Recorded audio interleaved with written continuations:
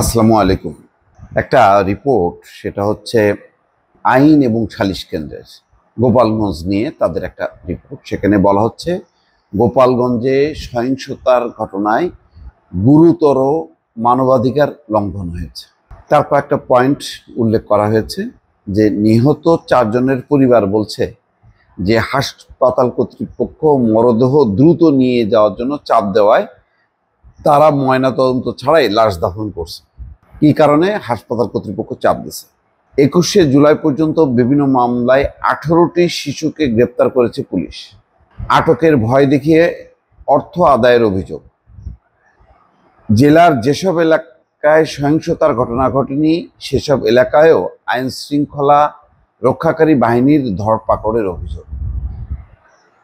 এইটা আইন ও সালিশ কেন্দ্রের ভালো একটা, যে আইন ও সালিশ কেন্দ্রের নিশ্চয়ই এরকম রিপোর্ট এখন আওয়ামী লীগ খুব সাপোর্ট করবে, তাই না?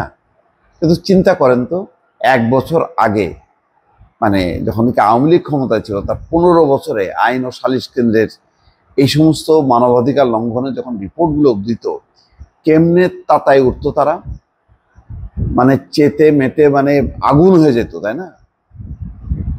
দেখেন, এটাও হচ্ছে ইতিহাসের শিক্ষা। আজকে যে প্রতিষ্ঠানকে তারা এই আইন ও সালিশ কেন্দ্রকে বলতো এনজিও, বিএনপির প্রতিষ্ঠান, জামাতের প্রতিষ্ঠান, আমেরিকার প্রতিষ্ঠান, ষড়যন্ত্র করতেছে তারা, আজকে দেখেন সেই একই প্রতিষ্ঠান আজকে এমন রিপোর্ট দিচ্ছে যেটা আওয়ামী লীগের পুরো পক্ষে যাচ্ছে। এখন আওয়ামী লীগের কোনো প্রতিবাদ নেই এটার ব্যাপারে, কারণ এখন তো মানে এটার মধ্য দিয়ে মধু খাচ্ছে তারা। যাই হোক, আমি একটু আসি। আইন ও সালিশ কেন্দ্রের যে ঘটনা ঘটছে সেটা নিঃসন্দেহে দুঃখজনক, কিন্তু আমি বারবার বলি এই ঘটনার কোনো একটা দিককে নিয়ে যদি আইন ও সালিশ কেন্দ্র কাজ করে তাহলে এটা ঠিক হবে না। যেসব জেলায় সহিংসতার ঘটনা ঘটেনি সেসব এলাকা আইন শৃঙ্খলা বাহিনীর ধরপাকড়ে অভিযোগ। মানে কি, এই যে প্রথম আলো রিপোর্টে যেটা প্রকাশ হয়েছে, প্রথম আলো রিপোর্টেই ছিল যে বিভিন্ন উপজেলা থেকে, গ্রাম থেকে লোকজন নিয়ে আসা হয় গোপালগঞ্জ। তাহলে ওই সহিংসতা যেই সমস্ত যারা জড়িত তাদের ভিডিও ফুটেজ বা স্টিল ফুটেজ আইন শৃঙ্খলা রক্ষাকারী বাহিনীর হাতে আছে। মানে এত তো দরকার নেই, টেলিভিশনগুলো খুললেই তো দেখা যায় যে মানে কারা মানে আক্রমণ করতেছে। তারা বিভিন্ন উপজেলায় আছে। তো ধরেন মকসেদপুর বা মানে কালকিনি ধরলাম, সেখান থেকে লোকজন আসছে, তো তারা সেখান থেকে এসে যদি গোপালগঞ্জের সহিংসতায় জড়ায় তা সেখানে ধরপাকড় করবে না? এই পয়েন্টটা আমি বুঝলাম না। আটকের ভয় দেখিয়ে অর্থ আদায়ের অভিযোগ, এইটা তো মাশাআল্লাহ মানে আইন শৃঙ্খলা রক্ষাকারী বাহিনীর একটা পুরনো অভ্যাস। এটা মানে নিঃসন্দেহে অন্যায়। এটা মানে যদি ফাইন্ড আউট করা হয় তাহলে পুলিশ বা আইন শৃঙ্খলা রক্ষাকারী বাহিনী অন্যায় করছে, এই ব্যাপারে কোনো সন্দেহ নেই। 21শে জুলাই পর্যন্ত বিভিন্ন মামলায় 18টি শিশুকে গ্রেপ্তার করেছে পুলিশ।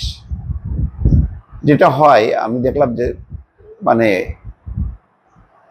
শিশু বলবো না, বালক বা কিশোর বয়সের তারাও দেখলাম যে লাঠি সোটা হাতে নিয়ে বেরোছে। দেখ, এটাকে মানে যদি আটক করা হয়, এটা আটক করে মানে বাবা মার কাছে পাঠাই দেয়া বা কিশোর সংশোধনাগার আছে সেই পর্যন্ত মানে হইতে পারে, এর বেশি হওয়া উচিত না। আর নিহত 4 জনের পরিবার যেটা বলছে এটা নিঃসন্দেহে যদি বলে থাকে হাসপাতাল কর্তৃপক্ষ যে তাড়াতাড়ি লাশ নিয়ে যাও, দাফন করো, এটা অন্যায় করছে। কিন্তু আমি লাস্টের যে পয়েন্টটা বললাম, যে এলাকায় সহিংসতা ঘটে নাই, ঘটছে তো ভাই একেবারে গোপালগঞ্জের পুলিশ কার্যালয়, এনসিপির ওই সমাবেশ স্থলকে ঘিরে। তো ওই জায়গায় কি হয়েছে? আচ্ছা, বুঝলাম প্রথম যে সকাল 9:30টার সময় পুলিশের একটা গাড়ি পোড়ানো হলো, পুলিশ এক সদস্যকে যে পিটানো হলো, পুলিশ সদস্য দৌড়ায় যে ভাগতেছিল, ওইটা কি মানবাধিকারের লঙ্ঘন না? 2 ঘন্টা পর 11:30টার সময় ইয়নোর গাড়ি যে ভাঙচুর করলো, সেটা কি সহিংসতা না? এনসিপি গাড়িগুলি যে আসতেছিল গোপালগঞ্জে তাদের ওই পৌর পার্কে জনসভার জন্য, ওখানে যে গাছ ডালপালা দিয়ে বাধা দিল, ওটা কি মানবাধিকার লঙ্ঘন না? তারা সমাবেশ করার আগেই যে সমাবেশে ভাঙচুর করা হলো, ওটা কি মানবাধিকার লঙ্ঘন না? সমাবেশের পরে যে তারা চলে যাচ্ছিল তখন আবার মঞ্চ ভাঙচুর করা হলো এবং তাদের উপর হামলা করলো। বাধ্য হয়ে তারা মানে প্রাণ রক্ষার জন্য পুলিশ সুপারের কার্যালয়ে আশ্রয় নিল, এটা কি মানবাধিকারের লঙ্ঘন না? এইগুলো কি আইন ও সালিশ কেন্দ্র তাদের তন্ত্রের আওতায় আনছে? আর এই পরিস্থিতিটা তৈরি হলো কেন? কারা করলো? এই যে হামলা করলো, পুলিশ থেকে শুরু করে ইউএনওর গাড়ি, মঞ্চ ভাঙচুর, এনসিপি নেতাদের উপর হামলা, পুলিশ সুপার কার্যালয়ে হামলা, কারাগারে হামলা, বিভিন্ন স্থাপনায় হামলা, এই হামলায় যারা জড়িত তারা কি মানবাধিকার লঙ্ঘন করেনি?